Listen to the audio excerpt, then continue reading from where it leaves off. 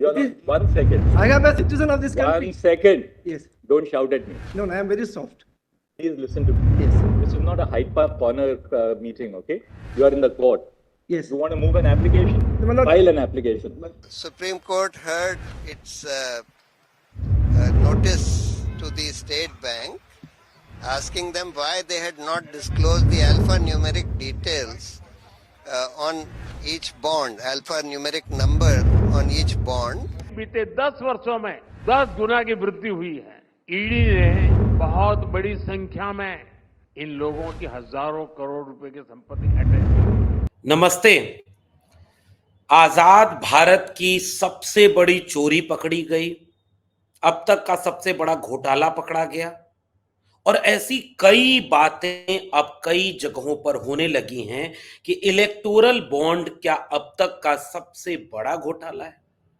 अभी भी ये प्रक्रिया चल रही है और आज इसकी सुनवाई सुप्रीम कोर्ट में हो रही थी और सुप्रीम कोर्ट ने एक बार फिर से एसबीआई को डांटते हुए 21 मार्च की तारीख तक अपने सारे डिटेल देने का आदेश दिया है कि 21 मार्च तक ये सारी बातें पब्लिक डोमेन में आ जाएं पूरे डिटेल के साथ।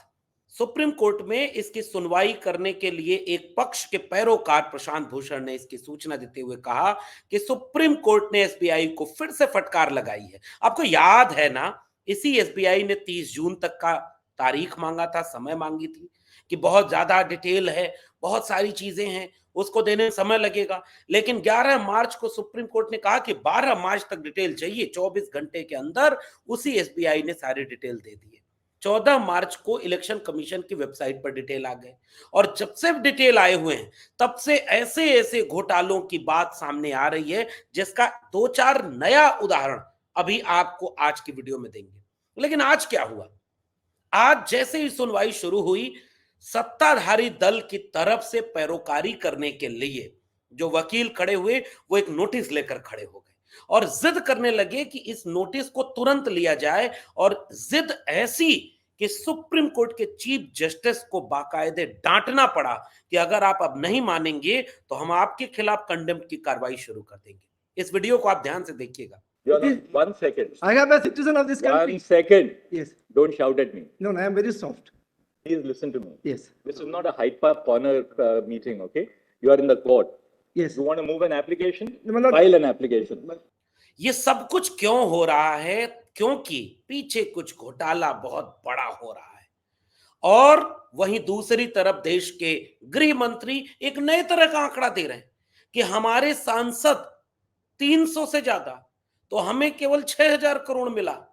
बाकी जो सांसद 200 के आसपास जिसके पास, उनके पास 14000 करोड़ मिला। लेकिन अभी एक पेच फंसा हुआ है। वो पेच क्या है कि 2018 की और 2019 के बीच जो शुरुआती दौर है उसके लिए एक आर्गुमेंट हो रहा है कि उस समय का जो इलेक्टोरल बॉन्ड लिया और दिया गया उसका डिटेल क्यों नहीं दिया जा रहा। जब आज ये बात सामने आई कोर्ट के, तो कोर्ट ने कहा कि भाई हमें कोई तो तारीख तय करनी पड़ेगी।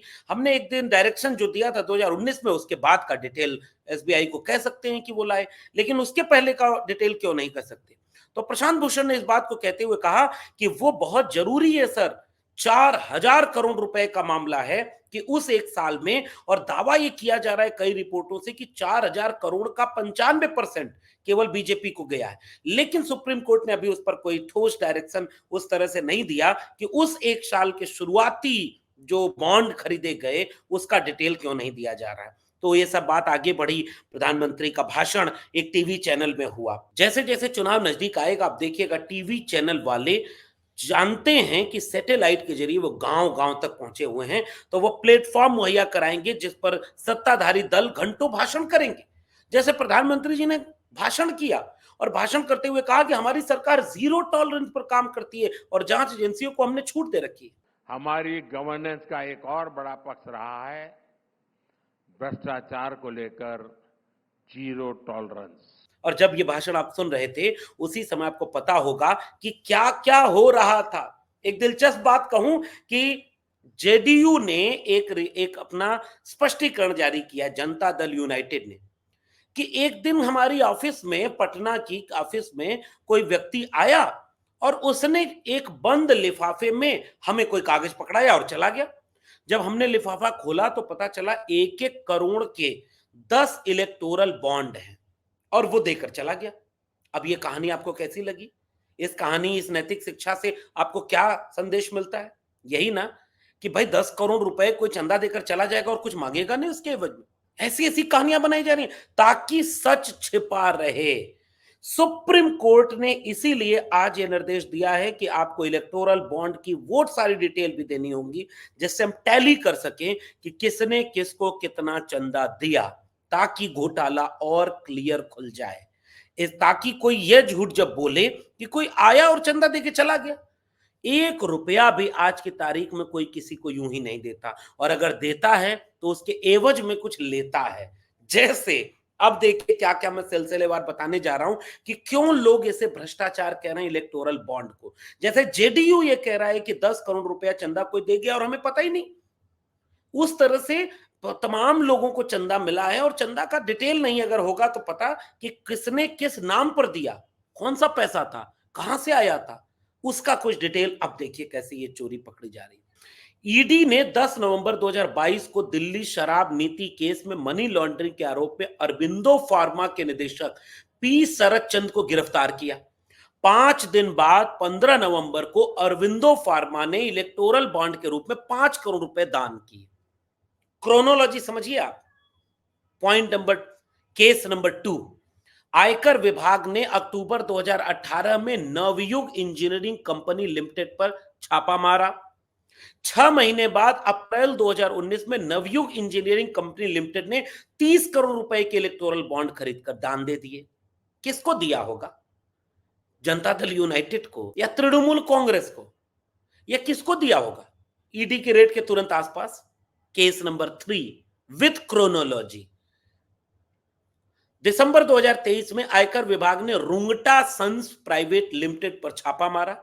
जनवरी 2024 में कंपनी ने 1 करोड़ के 50 इलेक्टोरल बॉन्ड खरीदे और दान कर दिया। इस कंपनी का इसके आगे पीछे बॉन्ड देने का कोई इतिहास नहीं रहा है। क्रोनोलॉजी समझिए आप। अगला case, Shirdi Sai electricals limited पर आयकर विभाग ने 20 दिसंबर 2023 को छापा मारा। 11 जनवरी 2024 को कंपनी ने 40 करोड़ रुपए का इलेक्टोरल बॉन्ड खरीदा और दान कर दिया। क्रोनोलॉजी समझिए आप। नवंबर 2023 में आयकर विभाग ने रेड्डीज लैब्स के कर्मचारी के यहां छापा मारा। इसके ठीक बाद कंपनी ने 31 करोड़ रुपए के इलेक्टोरल बॉन्ड खरीदे। इस कंपनी ने नवंबर 2023 से लेकर जनवरी 2024 के बीच 84 करोड़ रुपए के बॉन्ड खरीदकर दान दिए। कुल ऐसी 21 फर्म्स हैं जिन्होंने सीबीआई, ईडी और आईटी के रेड के बाद इलेक्टोरल बॉन्ड खरीदे और दान कर दिया। जनता दल यूनाइटेड कह रहा है कि अचानक कोई आया लिफाफा देकर दान कर गया।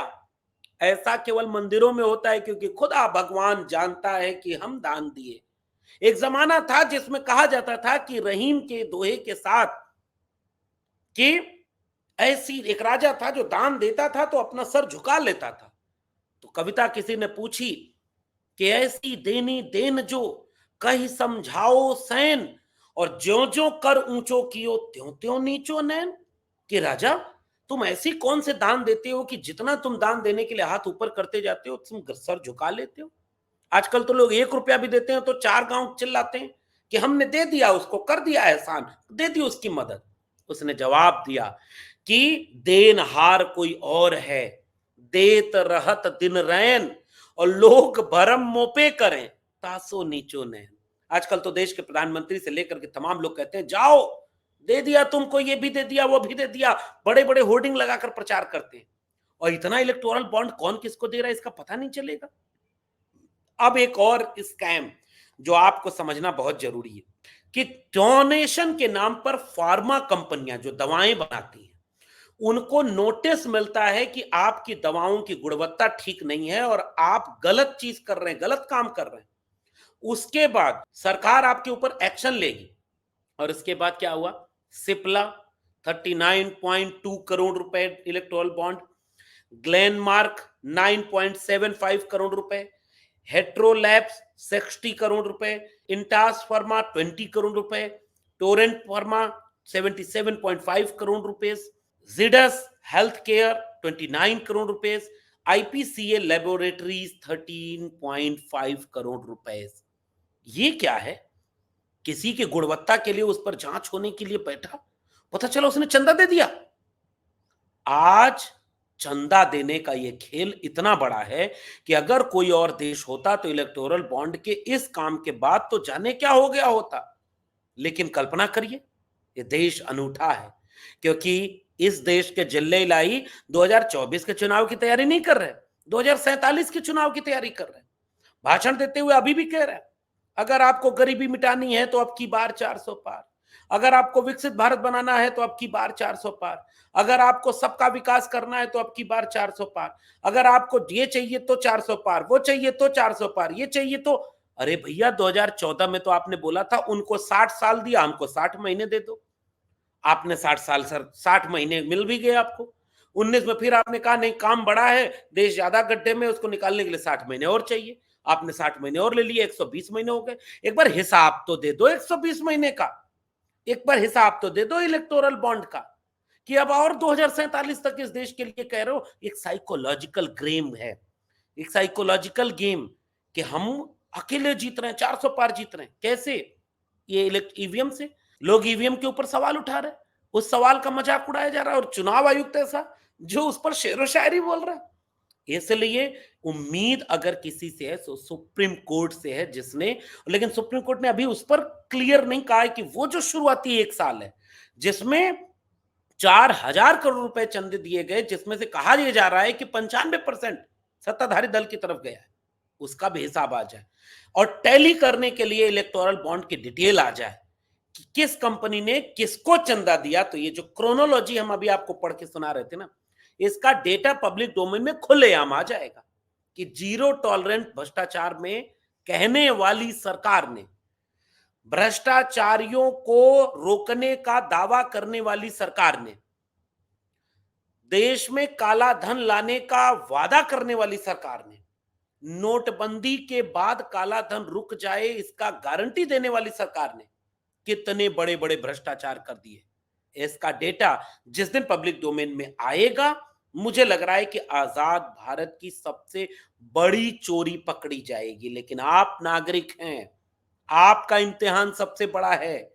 ये एक मौका मिला है, हालात और परिस्थितियों ने आपके सामने एक मौका दिया है चुनाव के ठीक पहले, क्योंकि अब आपसे वोट मांगने यही नेता आएंगे, और इन नेताओं की बातों को सुन करके आपको वोट देना है, ताकि आपके बच्चों का भविष्य किसके हाथ में जाएगा, आपके वोट से इसका निर्णय होने वाला है। नेता आपसे धर्म के नाम पर वोट मांगेंगे, क्या आप धर्म के नाम पर वोट देंगे? नेता आपसे जाति के नाम पर वोट मांगेंगे कि देखो इन जातियों का हमने मुख्यमंत्री बना दिया, इन जातियों का हमने ये कर दिया, तो आप करेंगे? यार 90% आबादी जो जाति के नाम पर पिछड़ गई, जाति जनगणना के लिए मांग कर रही है कि भाई हमको संख्या बता दो ताकि हमको हमारा हक मिले, और उसका विरोध करने वाले को आप वोट देंगे? इसका इम्तिहान आपके ऊपर है। या आप हिसाब मांगेंगे कि हमारे पैसे की ये जो चोरी हुई है इसका हिसाब कौन देगा? सारा इम्तिहान लोकतंत्र में जनता का है। देखना दिलचस्प है कि जनता अपने इम्तिहान को कैसे पास करती है, और देखना दिलचस्प होगा कि एसबीआई 21 मार्च तक वो कौन सा डिटेल देता है, जिसके बाद यह सूत्र और लिंक खुल जाए, किसने कब किसको कितना चंदा दिया और उसके एवज में उसने क्या क्या लिया।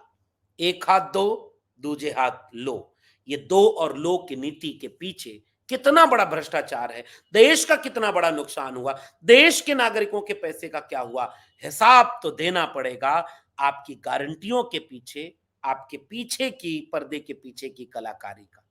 आपका क्या कहना है?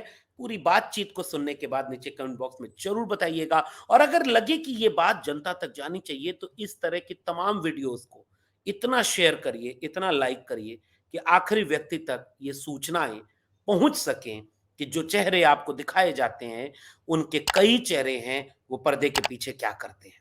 आप भी नजर बनाए रखिएगा। फिर मिलेंगे किसी और विशेषण के साथ, तब तक के लिए बहुत बहुत धन्यवाद।